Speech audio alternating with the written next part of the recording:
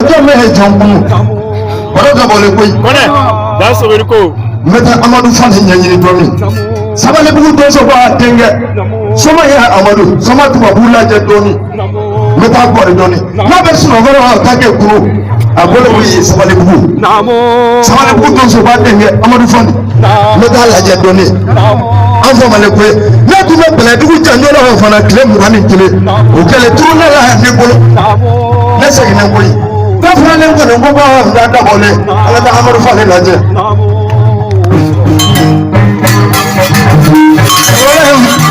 Tira corona hango dina nada amaruwa sama mana ho mano gaye na bolo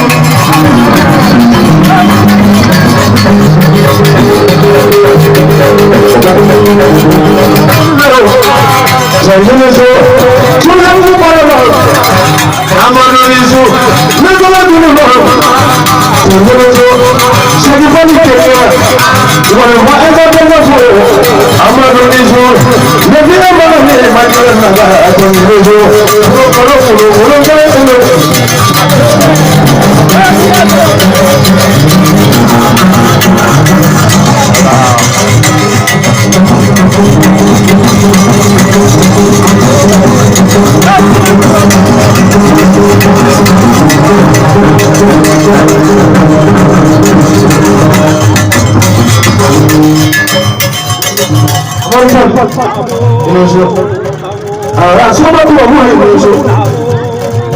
Musa, Holy Francis of Water, Musa will have been in so. That's all that goes on. One of our doors, that double the last is a one of our. Then I saw that thing for the water of our Musa Peter for our family. Like this in the water, not to go where I see for anybody.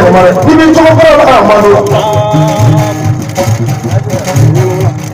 No matter what you follow that. Why not go to the desert? So we are doing it about the whole. But what is the desert? We can go for about doing the don't know the water. We will do we make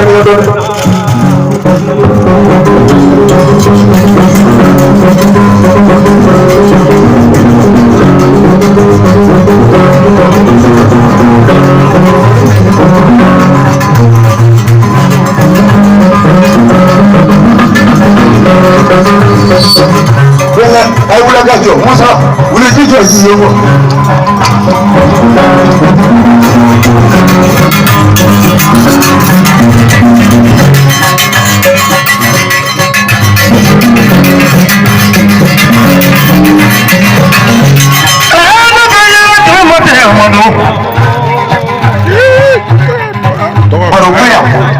Amadou Bemolo.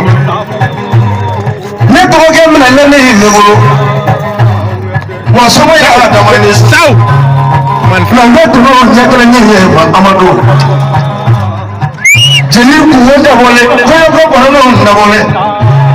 Police mani buka hu ka kene. Police fa ka kene. Police ki fa ka kene. Ora mo ba ka kene. So ya da mu so ma na ne tuna tuna na hizo. Ya wa da ne da mu wala nya wala mama. Aga Samsung SAT AGT ne ko ma ko to so. Ni ga ma yi wala ma yi kulu bali.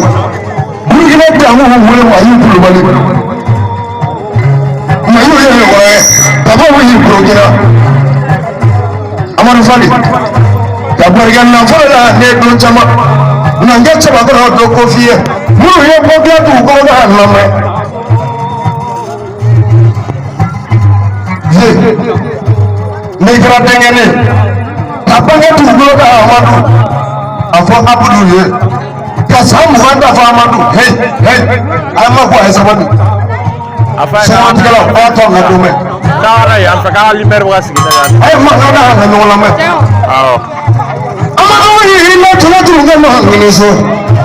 Musa Kamara yinisi ni jara tingani ye inola ka sam ganda fa ka sam ni duru dafa ka san 30 dafa den t'i bolo muso t'i bolo nafolo t'i fɛ balima jɔlen si t'i la i ma wele fa tɔgɔ la i ma wele dama tɔgɔ la i ma wele dama kɔrɔma si tɔgɔ la ne tigɛra k'i sa don kelen cɛw kɛnɛ bafu ni safu ye mɔlu jangiri ba tɔrɔ wa amadu jaga bafu safu y'u bange kunbɛ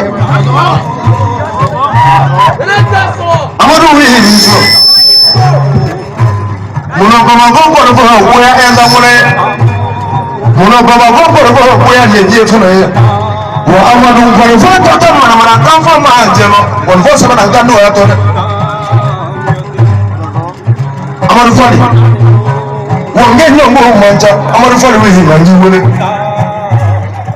adama ne la kɔnɔ yɛrɛ b'a fɔra ni amadu kɛnɛ ni kɛlɛ bila a ka nafolo di ne kɔrɔ b'a kɛrɛsi 9,000 ne la tɔmulu la 10,000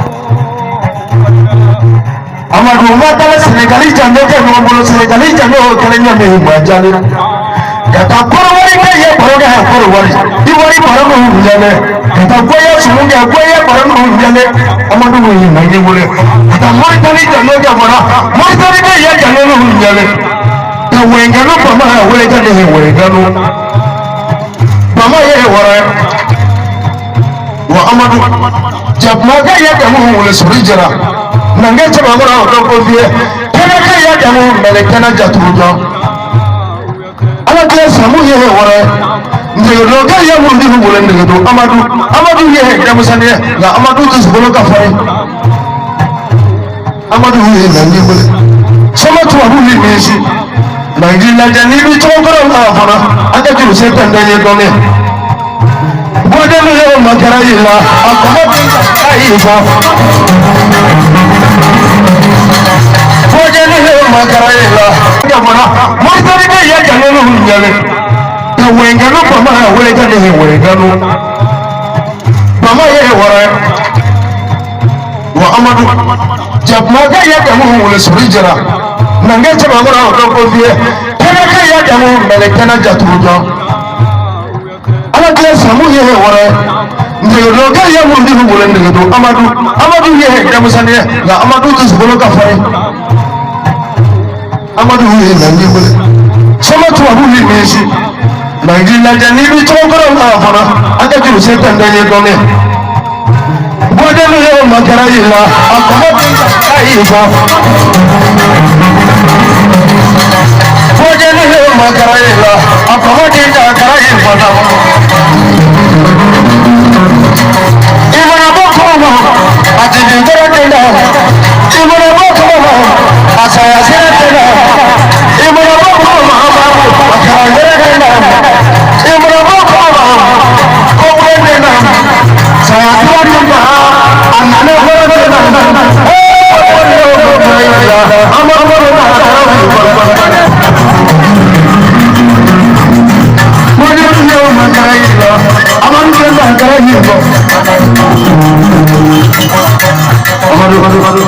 iti jɔ iti miri kan jam i ka ne la kɔnɔ o nɔ tɛ lɛjɛ bɛ sɔrɔ kɔrɔ ma kumu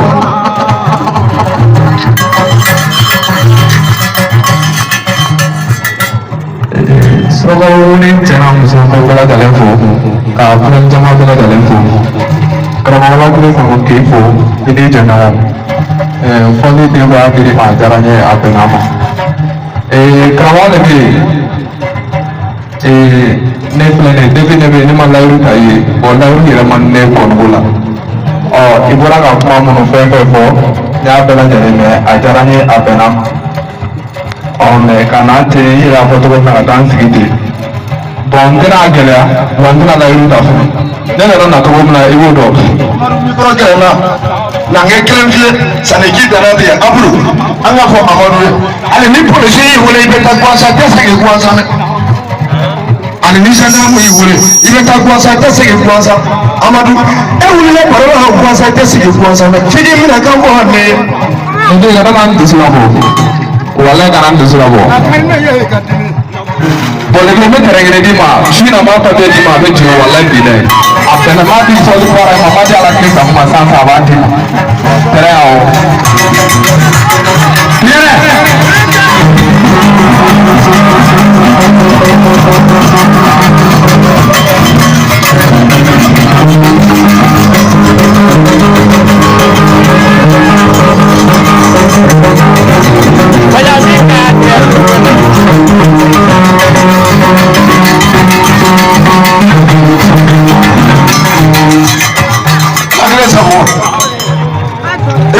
koyi kama so tu ko la bedera Sinidere Faudra sagi tamu lima ada, me tera pakai di sini na fan.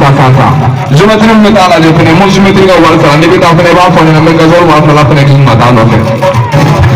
Ye ala akira maka.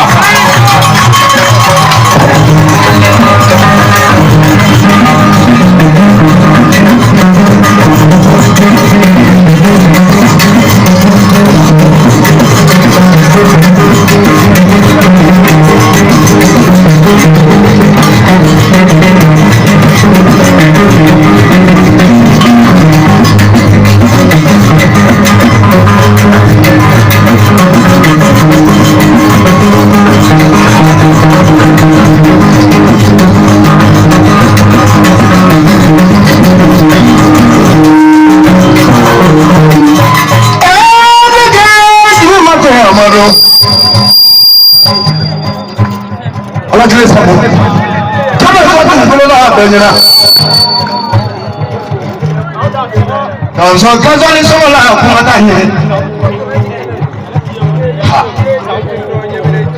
Papa marigo amara fali kuma le ko Kerana sama babu ni, ala ni orang baka. Orang kalau mau orang ala ni orang baka. Lagu terek.